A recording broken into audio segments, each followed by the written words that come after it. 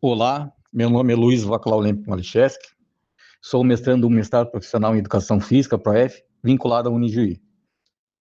Nesse vídeo, apresento um mapa conceitual que aborda algumas das principais problemáticas da educação física escolar, com o objetivo de contribuir com colegas da área, provocando reflexões sobre nossas práticas pedagógicas.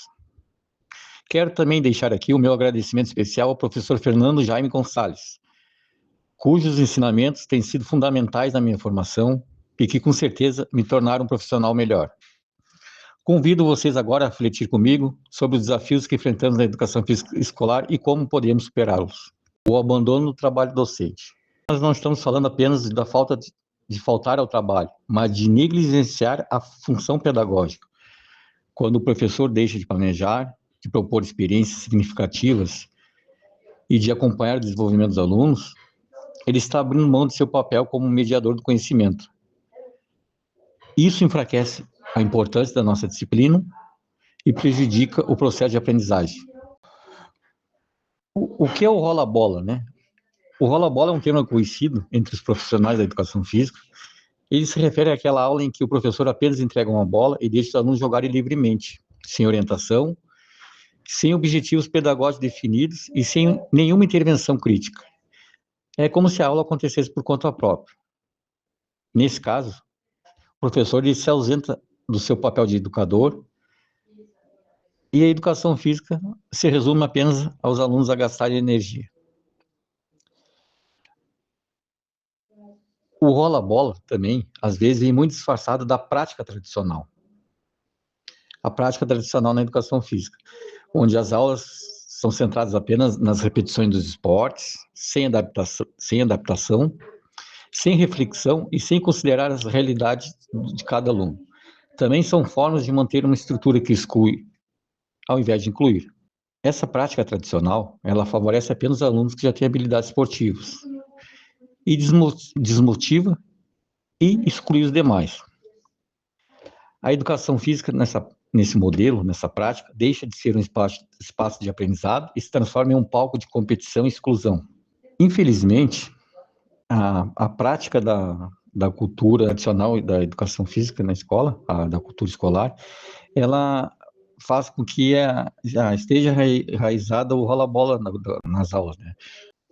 Os pais, os colegas, muitos gestores, eles acham que a educação física serve apenas para brincar, para cansar os alunos, né? Mas acredito que essa visão desvaloriza o conhecimento corporal e, quando trabalhar dessa maneira, ela reforça a ideia de que a disciplina não precisa ser levada a sério. Precisamos romper com essa cultura, mostrando que a educação física também é um espaço de formação crítica, cidadã e humana. Encerro essa primeira problemática dizendo para vocês que, como propõe, né, o professor Fernando Jaime Gonçalves, meu professor, precisamos de uma renovação pedagógica. A educação física deve ser planejada, pensada e vivida como um componente curricular.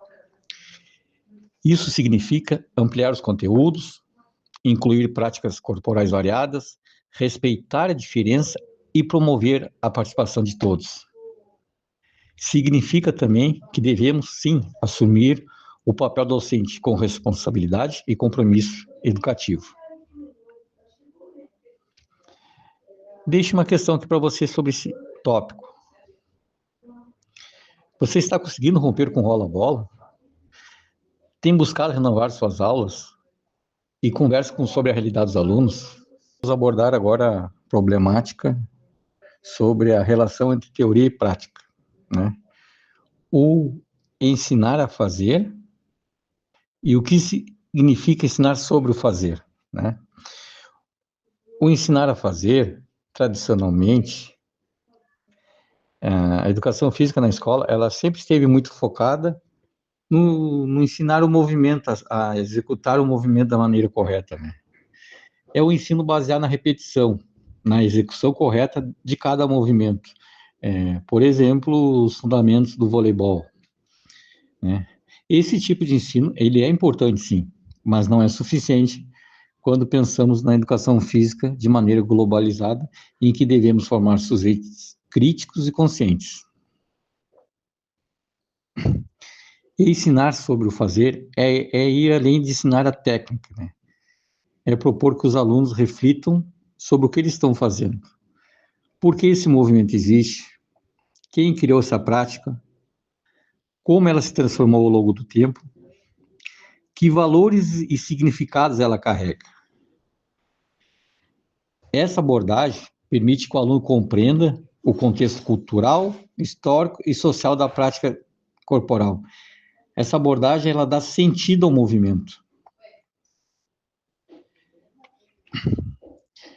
Então, a gente pode relacionar as duas maneiras de ensinar, dizendo que a integração entre o fazer e compreender, né? Aqui, no caso, a gente não trata de escolher um ou outro. O ideal seria que integrar o fazer com pensar sobre o fazer, né? Um exemplo para vocês bem prático: ao ensinar o handebol, o professor pode trabalhar a técnica do passe, mas também pode discutir com os alunos qual a origem do jogo, qual o papel das mulheres no esporte, a questão da cooperação, enfim, muitos temas dá para ser trabalhado na aula, além de trabalhar a técnica em si. Se a gente utilizar essa didática, pensar dessa maneira, a aula se torna mais rica, mais criativa e muito mais inclusiva. Aí, cada vez mais, a educação física se firma como componente curricular, e não apenas como espaço de prática, mas também um espaço de muita reflexão.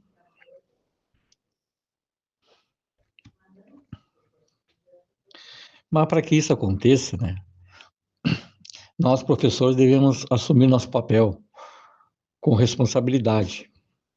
Isso envolve planejarmos aulas com intencionalidade, respeitar os diferentes níveis dos nossos alunos e trabalhar os conteúdos da cultura corporal de forma crítica. É sair, né, a gente tem que sair da lógica do ensinar só para competir ou do rola a bola e propor aulas que respeitem a diversidade, que tenham a ver com a realidade dos alunos e que desperte neles o interesse pela aprendizagem.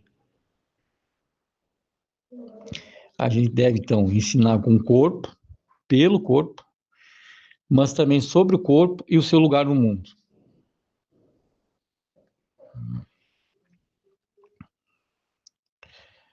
É. Finalizo, então,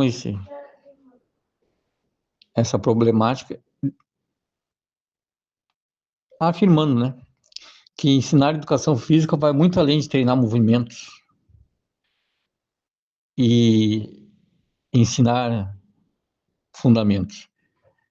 A educação física é um convite ao conhecimento, ao diálogo, à formação integral dos nossos alunos.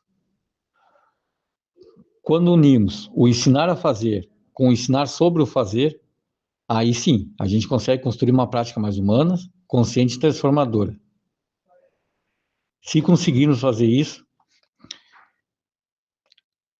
realmente estaremos fazendo com que a educação física se torne cada vez um componente curricular mais respeitável dentro do âmbito escolar. Outra problemática abordada durante as aulas também foi em relação aos aspectos legais. O que fala, então, a legislação, né? A educação física é reconhecida pela Lei de Diretrizes e Bases da Educação Nacional, a LDB, que é a Lei 9.394, de 1996, como componente obrigatório da educação básica. Então, ela é parte integrante da formação de estudante e deve ser oferecida com regularidade nas escolas públicas e privadas, desde a educação infantil até o ensino médio, respeitando as faixas etárias e as condições do aluno. Mas esse reconhecimento legal da nossa área, como disciplina obrigatória, não foi um processo simples e nem rápido. A evolução histórica da obrigatoriedade da educação física passou por transformações ao longo do tempo. Com a promulgação da Lei 10.793 de 2003, a LDB foi modificada e passou a prever situações específicas das dispensas das aulas. Então, para alunos que trabalham e com jornada igual ou superior a 6 horas, por razões médicas, por convicções religiosas. A intenção da lei era atender exceções, mas na prática ela foi usada muitas vezes, né, como justificativa para dispensar alunos de forma automática, o que fragilizou o nosso componente curricular.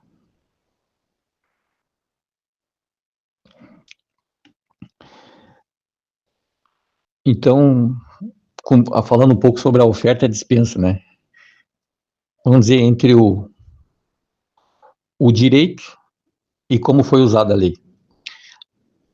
A oferta da educação física é obrigatória, né? Ou seja, está escrito na lei que toda escola deve garantir o ensino da disciplina, com professor habilitado, conteúdo planejado e avaliação pedagógica. A dispensa, por outro lado, deveria ser a exceção e não poderia ser aplicada de forma generalizada.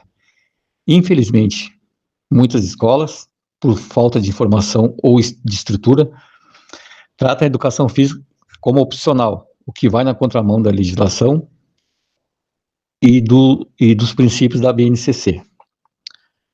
Essa dispensa, quando ela existe, ela deve ser formalizada com documentação específica, justificativa válida e alternativas pedagógicas que garantam o direito à aprendizagem.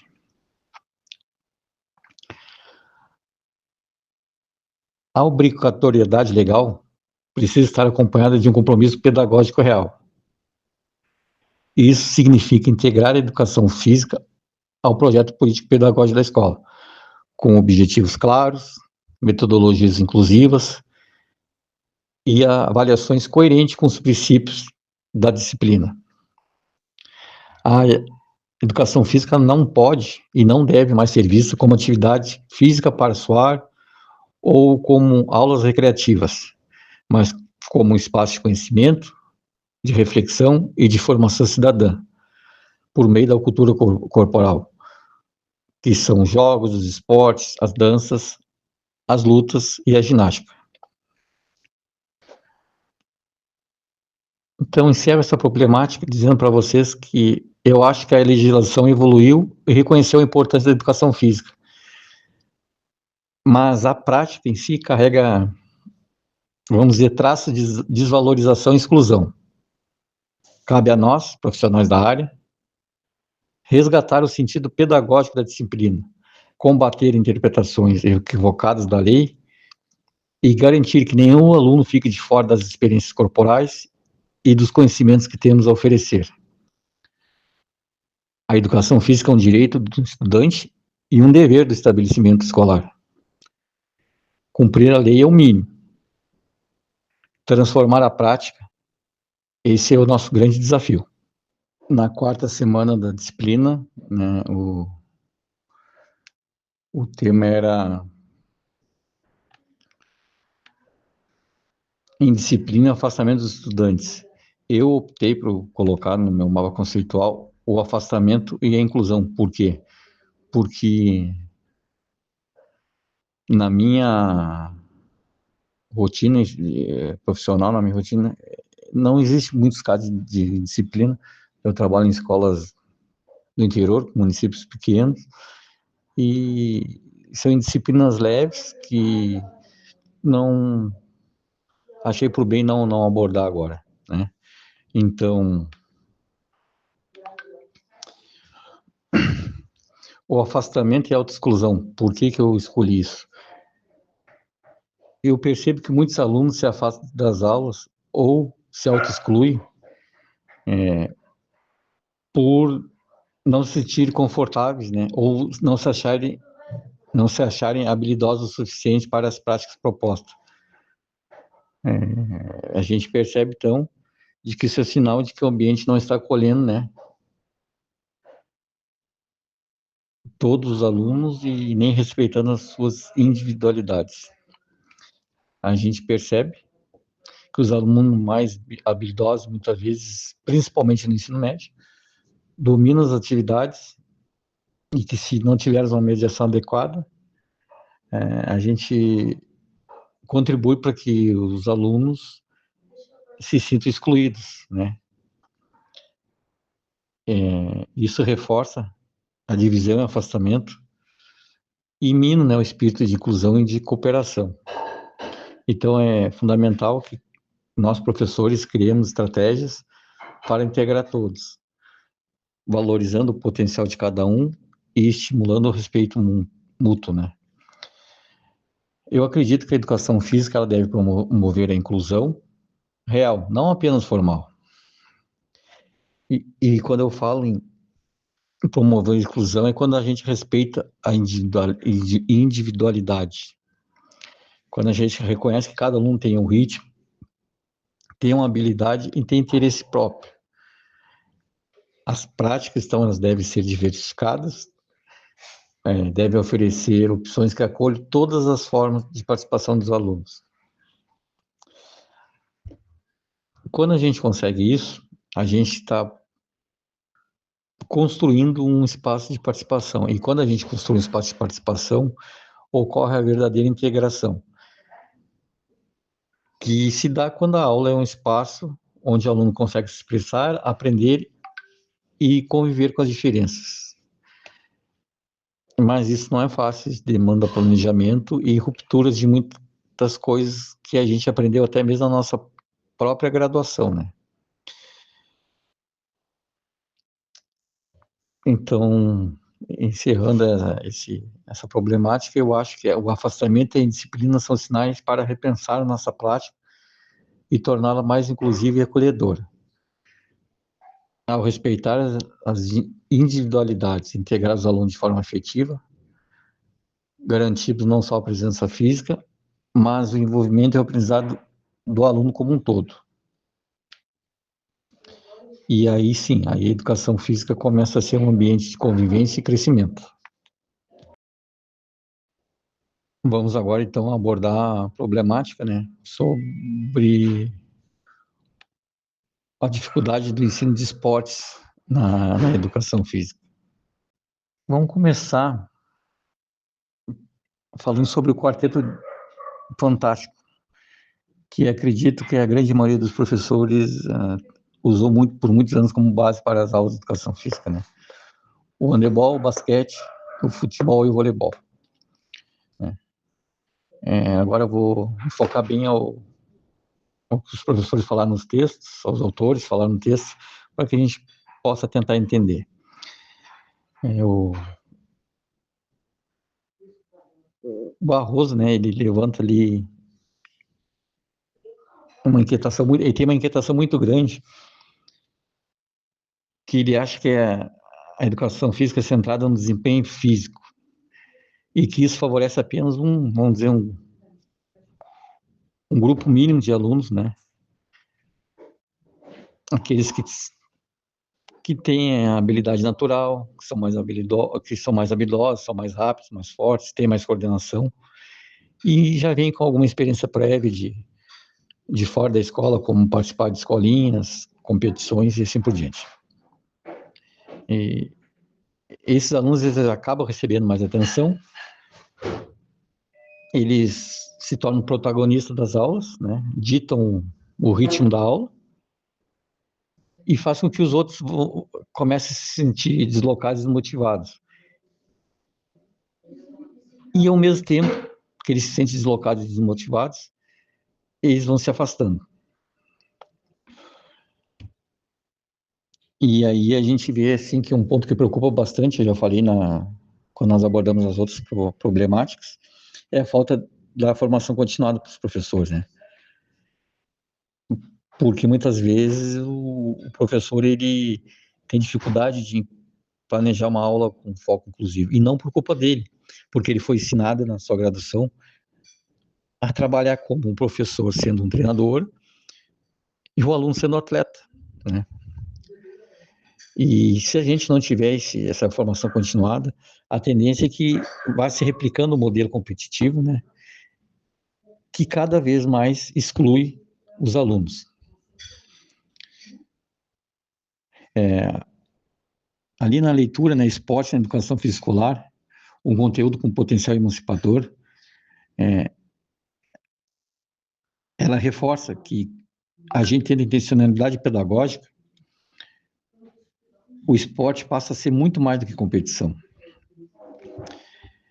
E também uma coisa que nos chama a atenção, e a gente está bem claro nisso, né? É que a gente vive em uma sociedade onde o esporte de alto rendimento ele é amplamente divulgado, comercializado e valorizado. E que isso acaba sendo o espelho para muitos alunos dentro da escola, né? Então, eles querem vencer a qualquer custo. Mas quando a gente foca no esporte de alto rendimento, se a gente levar o esporte de alto rendimento para dentro da escola, a gente esvazia vamos dizer, o potencial educativo das nossas aulas. E promove cada vez mais a exclusão e provoca cada vez mais a exclusão e deixa de desenvolver, né, o desenvolvimento social dos nossos alunos. Como então a gente pode, de que maneira a gente pode tentar resolver essa situação, começar a mudar essa dinâmica que acontece hoje? A gente pode ressignificar o esporte pedagogicamente, né? De que jeito? Planejando aulas que estimulem a cooperação em vez da competição, que acolham diferentes níveis de habilidades, que tenham atividades adaptadas, que façam os alunos refletir sobre a cultura esportiva e sobre seu impacto social, e que desenvolvam nos alunos valores que hoje são muito importantes, né, como o respeito, a solidariedade e a autonomia. Então, finaliza essa problemática dizendo para vocês que defendo que dentro da escola a gente deve deixar de trabalhar o desempenho para poucos, né, e tentar se tornar um espaço para muitos. Então, quem pode fazer isso somos nós, professores, né? Através da construção de práticas pedagógicas que eduquem pelo e para o esporte, mas de uma forma ética e reflexiva. E, então, para encerrando a disciplina de problemática da educação física, o último tópico que eu vou abordar aqui está relacionado ao Paulo Freire, né? Onde a gente fez um link entre o que ele escreveu com a nossa disciplina, com o nosso componente curricular. Se partiu como base teórica o capítulo 3 do livro Pedagogia de Autonomia, do Paulo Freire. E, e o que a gente percebe, então, né? Que a educação física na escola, ela muitas vezes ela é vista apenas como um momento de competição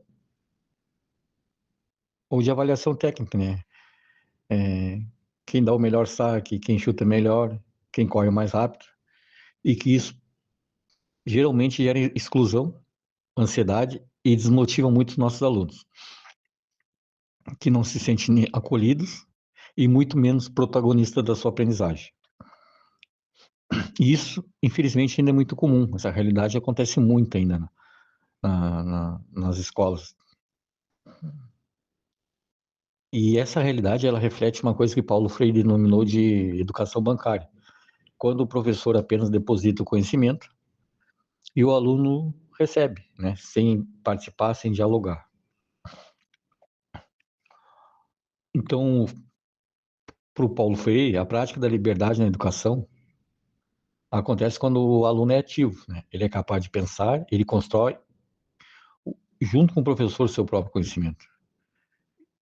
Vinculado à educação física, acredito que isso significa que a gente deve criar um ambiente onde os alunos tenham a oportunidade de expressar suas preferências, de não ter medo de errar, e que eles se sintam partes importantes e se sintam valorizados na construção das aulas. A dialogicidade é um princípio fundamental para essa transformação, né? Para essa transformação, desculpe.